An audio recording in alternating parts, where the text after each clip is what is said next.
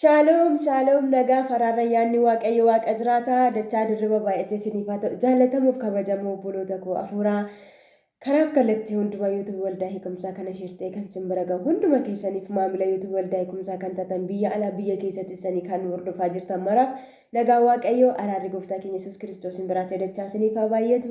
Akkam jirtu nagaa keessanii gooftaan nagaa koof nagaa keessan ta'e bara baraan kan eebbifame haa ta'u. Baga nagaa keessan taatan anis nagaa guutuu nagaarraa afaan qaba Kiristoos nagaa koof nagaa keessan ta'e kana galanni guddaan ulfinni guddaan kabaji guddaan isaaf haa ta'u.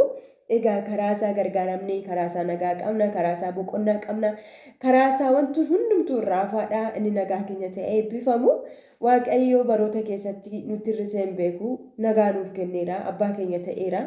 Karaa hundumatti harka keenya qabee inni tirsiyaaseen nu ga'e Kiristoos eebbifamu nuti nagaa irraa afaa qabna maqaa isaatiin galanni maqaa waaqayyootiif haa ta'u.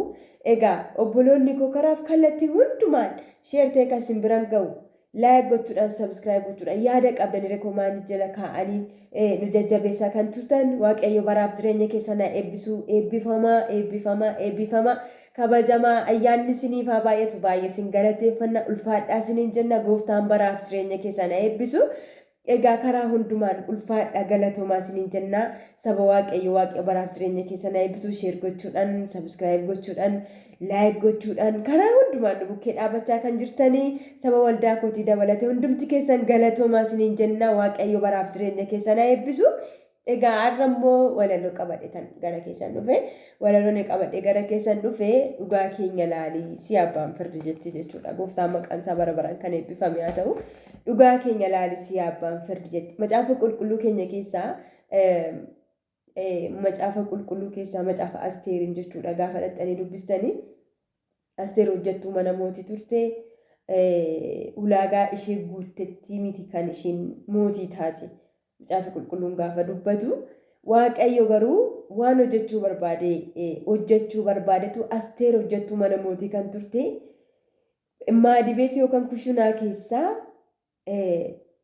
diinqatti ol dabarse galanni maqaa Kiristoosiif haa ta'u.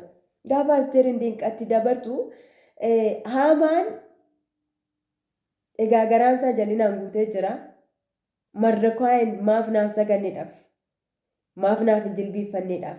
Ani maaf fuula Mardokaayitti tuffatamaadhaaf ilkaan nyaata. Mardokaay immoo isa jilbiffatuuf isa kufee ka'uuf tokko beekaa malee xaawutiidhaaf wanta kufu hin jiru. Sababii kanaaf halkanii guyyaa egaa dubbisa galee keessatti Haamaan akka ilkaan nyaatu hubannaa. Gaafa Asteeriin diinqatti galchu waaqayyo Asteeriin sababeeffatee Mardokaayin isa salphisuudhaaf bahe salphisee ofiisaa teessoo isa ulfinaa isa qabsiisuu barbaadetu guyyaan isaa amma gootti balbaluma dura ture jechuudha namni kun. Gaafa guyyaa waaqayyoo ga'e garuu gaafa dhugaan faradame garuu gaafa galmeen ilaalamu garuu namni qajeelaan balbala duraa ka'eetu diinqatti ol darbaa inni jallaan immoo fannoo itti nama fannisuu beessa irratti rarraafama. Waaqayyo waan gaarii nuuf godha maqaan isaa bara baraan kan eebbifame ta'u. Kanaaf dhugaa keenya laalisee abbaan firdi jenna biyya hawwakamaa jiru haalota hawwakamaa kana keessatti waaqayyo dhugaa namaa laalee dhugaadhaan nu farade malee as kaatanii achi kaatanii bu'aan tokko hin jiru. Gaafa waaqayyo dhugaadhaan faradu garuu haasoofamu fannoon irratti qajeelotonni fannifamuudha qophaa'es haasoofamu miknaatum baay'ina jallootatu ateendaasirra guutaa jira malee waaqayyo dabarsee warra qajeelota achirratti fannisuuf miti. Kanaafuu haasoofamu lolli isaa akka gooliin isaa jiraatu cal jedhaan malala dhugaa keenya garuu waaqayyo nuuf farada dhugaa keenya laalissee abbaan firdi jenna.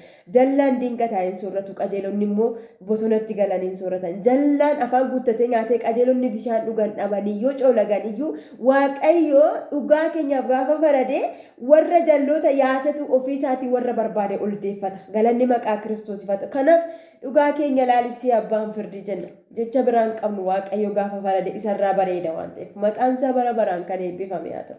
Walaloo kootti dabarraa obboloota koo. Dhugaa keenya laalissee abbaan firdi. Ati qulqulluudhaa waaqayyo Elshaadaay mootii waaqaaf lafaa himata keenya nuuf dhaga'i. Dur gidirfamnee ormaaf galaa taanee biyya keenya dhabnee garboota jedhamne biyya keenyas dhabnee garboota jedhamne. Biyya keenyas dhabnee garboota jedhamne maqaa hedduu qabnaa isa muudaa keenya keessaan guggubanne qooda jecha orma maqaa hedduu qabna isa muudaa keenya keessaan guggubanne qooda jecha orma hojii harka keenyaa gaariitti hin fakkaatu qajeelummaa keenya muudaatti lakkaawwatu. Hojiin harka keenyaa gaariitti hin fakkaatu qajeelummaa keenya muudaan lakkaawwatu. Maaloo yaa Waaqayyo laphee keenya cabe cunqursaaf gidiraa sanbaachuu dadhabee. Maaloo yaa Waaqayyo laphee keenya cabe cunqursaaf gidiraa sanbaachuu dadhabee. Ijoollee kee taanee otuma si beennuu gidiraa baay'ateef eessa keenya seenu. Nuti fira hin qabnu kan garaa nu laafu baduu keenyaaf yaadu baay'ee nu lafaafu. Nuti fira hin qabnu kan garaa nuuf laafu baduu keenyaaf yaadu baay'ee nu lafaafu. Baduu keenyaaf yaadu baay'ee nu lafaafu. Gidiraan lafarraa mogolee nu buuse. Furmaata dhabuunis gatii nu baasise. Furmaata dhabuunis gatii nu baasise.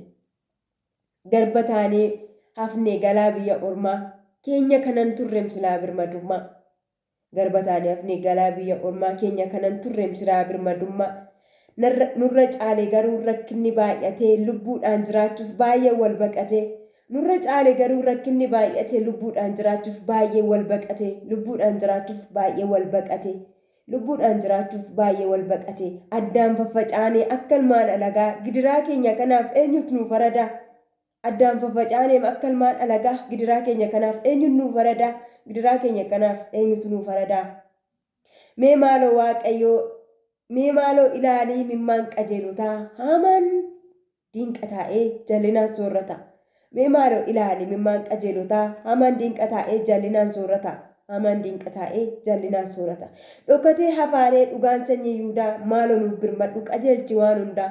Dhokatee hafaaree dhugaan sanyii Yihuudaa maaloo nuuf birmadhu qajeelchi waan hundaa. Maaloo nuuf birmadhu qajeelchi waan hundaa. Ani baay'een gaddee mimmaan saba kootiif. Naaf dhaga'aa laata dhimma kana mootiin.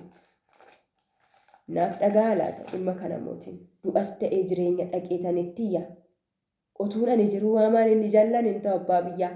Utuu ati jirtuu hamaan inni jallaan hin ta'u abbaa biyyaa. Utuu nuti jirru hamaan inni jallaan hin ta'u abbaa biyyaa. Utuu nuti jirru hamaan inni jallaan hin ta'u abbaa biyyaa. Dhugaan bakkee baatii har'aaf dhokattiyyuu ni dhagaa gooftaan warra dhugaafiyyuu. Lapheen saba kootii kanaan booddeen cabu Israa'eliif ni dhufaa inni ol isaan qabu. Israa'eliif ni dhufa inni ol isaan qabu.